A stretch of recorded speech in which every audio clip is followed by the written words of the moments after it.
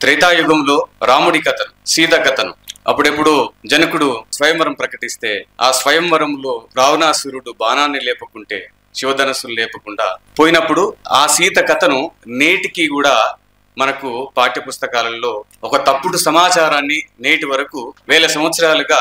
మన మీద రుద్దబడుతుంది. కానీ ఒక వాస్తవ చరిత్రను ఈ దేశంలో ఉన్న అట్టడుగు జనాలు, అదేవిధంగా అగ్రకులాలు అందరికీ స్వేచ్ఛ, సమానత్వం అన్ని వచ్చినాయి అంటే దాన్ని కేవలం భారత రాజ్యాంగం ద్వారానే వచ్చినాయి. కనుక ఈ భారత రాజ్యాంగం పౌరుడు అంటే బాల్య దశలోనే చదివినట్టయితే అది శాశ్వతంగా వాళ్ళ మెదట్లో ఉంటది. ఈ సమాజ మార్పు కోసము దోహదపడుతుంది. ఈ దేశంలో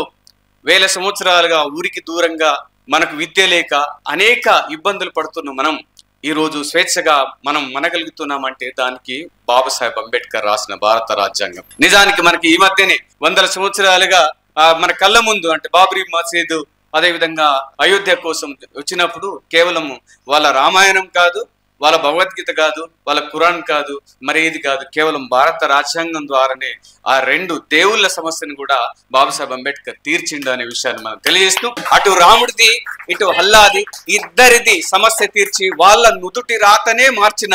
ఆ బాబాసాహెబ్ అంబేద్కర్ రాసిన భారత రాజ్యాంగం ప్రతి ఇంటికి ప్రతి పిల్లోడు చదివినట్టయితే ఈ దేశంలో ఉన్న అందరి నుదుటి రాతలు మార్చబడతాయని తెలియజేస్తూ